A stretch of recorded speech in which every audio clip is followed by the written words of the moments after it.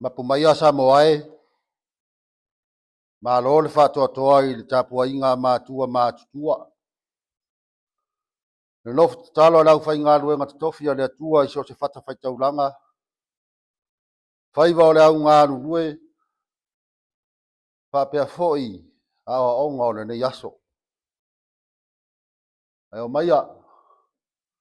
Tātou Tapuai i le atua. Ia vi ia le suafa o le alii. E afua mai le mea rua e aile la. E o atu le mea e ngoto ai. O le tatalo mo le nganga pa ia. Tātou ifo ma tatalo i le atua. Nganga pa ia e. Ua mātou punu nauna watu i la ua fio. Ua ele a unga le Tapuaiga lo atu nuu mal mamalu sisiri ese o la ua fio. A fio maia. Si papatiso ina ia maua le salamo ia wha mamaina. Matau tōrua ina le Tapuaiga lo atu nuu. E anga tonu ai le taulanga ua ofo ina atu. Mai uai mea umai le wha sirisiri ina o le vi inga o lo suafa e wha vavau. Yesu Keriso le ali wha ola ua tatalo atu ai nei. Amen. O le whaitau ina o le tusipa ia. Tusi wa filfilia mo jātou le nei Afiafi. E tusai ma le whaasinonga le tusi whaitau aso. Tusi Paulo le kālesia i Korinito. Alo na mta upu mua whai upa summa le valu e whapau mai le rua summa le lima. Mua Korinito alo mta upu mua whai upa summa valu. E whapau mai le rua summa le lima whafonga au te whaitau ina. Whafonga mai e awhionga pai alo tātou atua. Wao le mata upu le sātauro. O le valea lea i e o mālaia. A le mana o le atua i a te tātou o loo whaolaina. A wāua tūsia. Au te wha umatia le poto o e poto. Ma au wha lea o ngā ina le atama mai o e atama mai. Po whea le tangata poto. Po i whea le tusi upu. Po i whea le whiri ngā o le neira lolangi. E le ua vea ea le atua le poto o le neira lolangi mawalea. Au a le poto o le atua. Ina ua le iloa le atua e le lolangi lo latou poto. Ua fina ngalo ai le atua ia whaola ina i le valea o le tala inga o e whatuatua. Ua lo fai mai utaia i se whailonga. Ma e leni o lo sairi atu i le latou poto. Ao i mātou. Ua mātou tala i atu ia Keriso na whaasātou roina. O le me tausua iai utaia. Ma le valea ia e leni. Ai peitai o e ua valauina. O i utaia atoa ma e leni. Ua whai Keriso mamana o le atua. Ma poto o le atua ia te i lātou. A wā le valea o le atua e siri lo na poto i tangata. O le vai foi o le atua e siri lo na malosi i tangata. Ka manuia le atua e ale la au tou whafafonga. A u whaitau ina na fionga pa ia. Tu mau ia te ia o lo na lava vi inga. Nei maasa umai o i le whavavau lava. Amene. O le la unga le suafa mamalu o le atua le tamaa le alo ma le nganga pa ia. Amene. Ma wal matu o le la unga ma le tuisa o tātou whaitau ina. Tuse mua Paulo i le kālesia i Korinito lo nta mua whai pasfulu valu e whapau mai le rua summa le lima. Ke whau ngā ina whai upa summa le valu e whai mamatua whaafonga la auto e whaitau ina. Wa o le mata upu le sātauru. O le valea lea i e o mālaia. A o le mana o le atua i a te tātou wa whaolaina. For the word about the cross is foolishness to those who are perishing. But to us who are being saved is the power of God. Manatu au tu e peo na ieri tusi whaitau aso le kālesia e whakasa. Keriso whaasa tauroina. o le ata mai o le atua. Ke riso whaasa tau roina o le ata mai o le atua. Christ crucified, the wisdom of God. Ke riso le upu e lendi e winga tutusa ma le Mesia i le ngangana e Peru. O se tangata wa whaawina e le atua mo lona finangalo. An anointed servant of God. E pe o taitai o le nuu o le atua. Profeta tupu mo si taulanga. O le whaasa tauro. O le whaasalanga oti a le malo Roma. Whaatau tau wai pāngo tāua mātu ia la tu soli ngā tu la whono. E whaati ngā ina mai oti ai. O le tu sili o na onga o le māsiasi. Ngā le na o le pāngo tā o lo whaatau tau mai. Wa whaata sina ma tau wale ina lo na tuata ngata. Le au fi ai mātua a inga le nu le atu nu. A mesi o lana i kālisia. E nuti mo moia langona. O tia manatu. A whaina le tau le leia. A manatu la ia Yesu. O le Mesia. O le Keriso. A ua whaasata roina. Pei tai e le ianga sala. Wala vea fua foanga e le i whai misa. O le tusi atu la le apostolo Paulo i le kālisia Korinito. Se i tau mawhai e li liu le winga masani o le sātauro. E reo se mata upu po se upu e au ngofi e ai se whasoa. Ai mai se le urua i senturi. O lo angia ngia o le sātauro. O le whaasalanga Roma au pito mātanga. Wa tili o nasa ngata. A wa Korinito. O se tasio ai o lo i lalo o le vava inga le malo Roma. Ni nai tausanga wa tea. Sa whaatuina e le apostolo le kālesia i Korinito mga lue ai mo sina taimi. O na tuua lea e whaau au le ngā luenga wha missionary. Ma ngai atu ma wha mautu i Efeso. Ai longo tala ai wha whita uli waria e. Mai Korinito. Ua whe vai ai ma whai vaenga le au paia. Tofu le vaenga mana la tau whai launga. O sa Paulo. Lango ina le apostolo Paulo inu ese mana o onga. O lo sa ke wha. Pai mai o pe teula latu tama. E le lifa foi upu le lotu iutaia. Jewish traditions. O sa Apolo. Ua manatu a Apolo e ata mai wha ele nisi. Mai le lei atu lana launga. Ia masake riso. Aona nauta inga lao le apostolo. Ia manino. E leo le poto i upu. Wisdom of words. E ina ne i whaale au ngā ina le tā ua o le sātau. Awa o le ata mai po le poto i upu. O le poto lava lea whaale tangata. A o le valea lea. I le silafanga le atua. Manatu Korinito le lato i loa whaale tangata. Ma tau whaatau aina ai le winga whaale atua o le sātau. Afu ai ona ina le apostolo. I le upu i le sātau o le valea i e malaia. Le malaia ua whaapongi sa ina mata whaale anganga. Ma le malamalama. Ma le malamalama ai le tā ua o le sātau. Ai se i vanga nā la tau wa talitonu le whaolatanga. Na whaatino i lunga o le sātau. I la tau wa sala mo whaatua tua. Pupula mata mai loa le ata mai whaale atua. E ala ngā tatau ai le mita i le sātau. Sa mo ai. Malau whaafonga sila mai mua mai.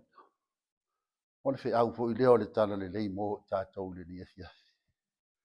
O la le apostole leo le popoto i upu. Upu wa manatu le toa tele o ni upu popoto. peitai ua vai ai nga manu. Le mau ai se fealo faninga I totono le maota fono ma le malo. Ua lilo fia ai le va fealo ai totono au lotu. Ma sofa le va fe tausi ai o ekalesia. Ma ua faoa le a mio pulea I totono ao. Upu fai. Upu fa mawalunga.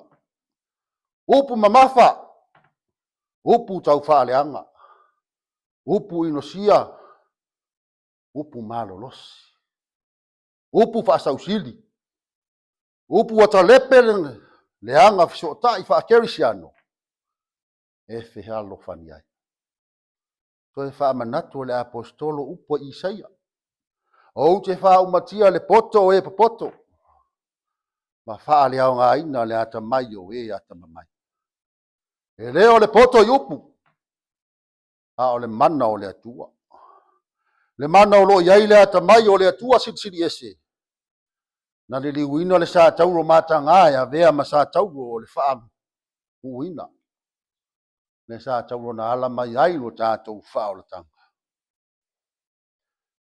Iesu le keriso. Le mesia o le upu faa uina. O le atua li utino tangata. Le upu lava lea na faa tau lungo le sa tauro. Tānu mia I le tunga mau au atoe so I fua manu malo. O le whaalinga leo le ata mai siri ese o le atua. Aia lautua I lo nā lofa atu no tele. Tātou mawai manuia e whaavavau. I le ata mai o lo tātou atua. Ona o Yesu. Amen. Tātou pese le pese wa saunia.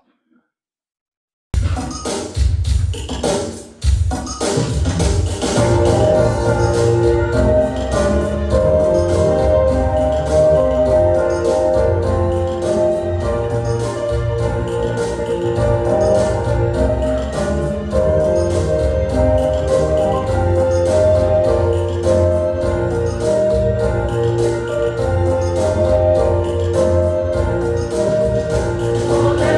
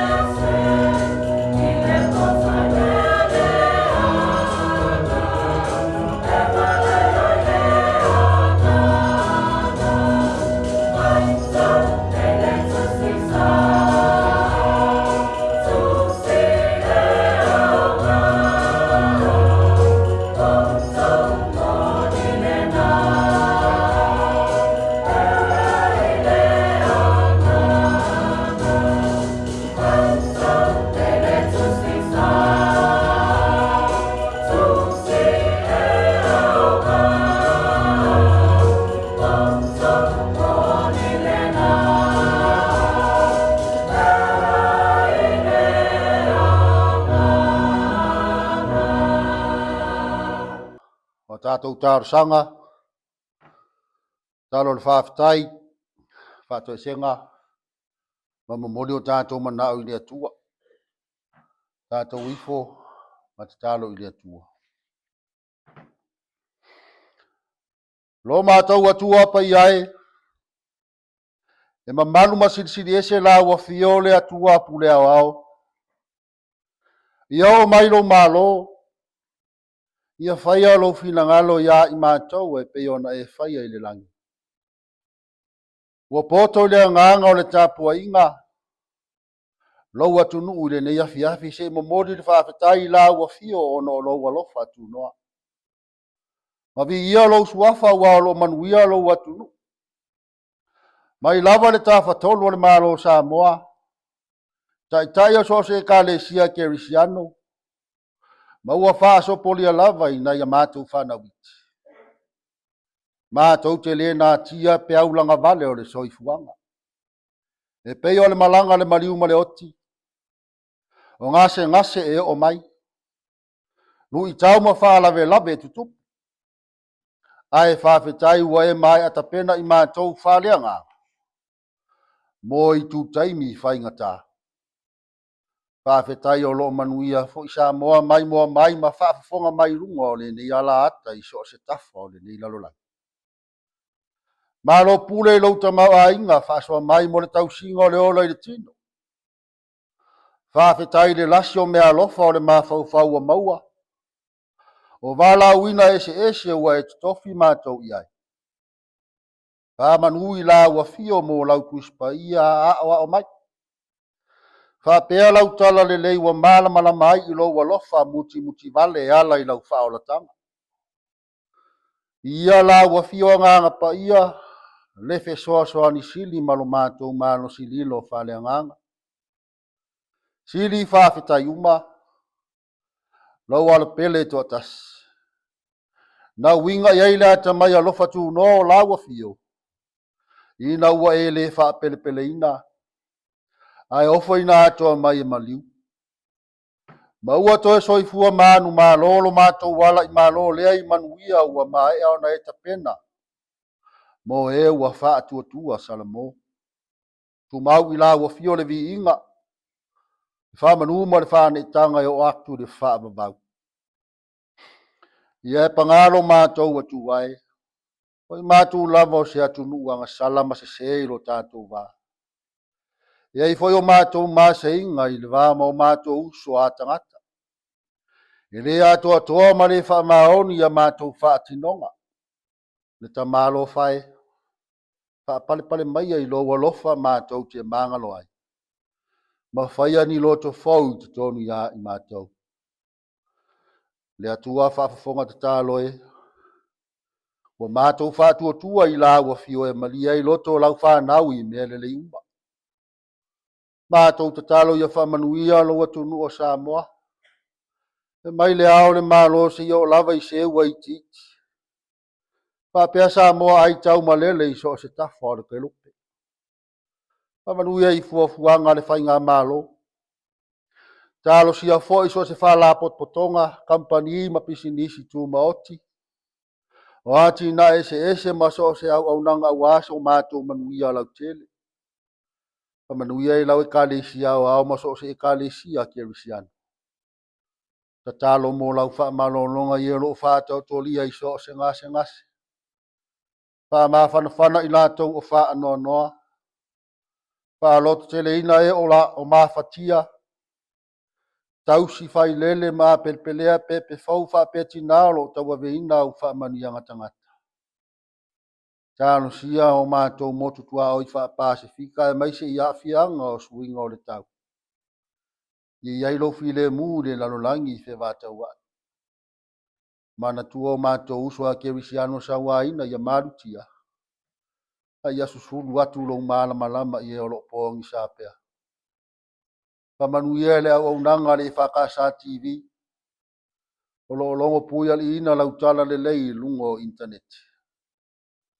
Wha mātou te talo ia le atua. Tasi ma te talo le leoa. Yo mātou loto taitotas. Pai a pea olo lava fina ngalo e le o mātou loto. E la tu ia Yesu Keriso lo mātou ali ima lo mātou whaola. A o le manuia ma le file mua la ua fio le atua. E alofa sisiri eso Yesu Keriso lo walo. Mafutanga vāvala lata ma la ua fio anganga pai ai. Tu mo mai i lungo sa mo atoa mo tangata uma wau mau iso se tafa o le lalolangi. Ma lungo lau fuafuanga. Nei ai o atu le whaavavau lava.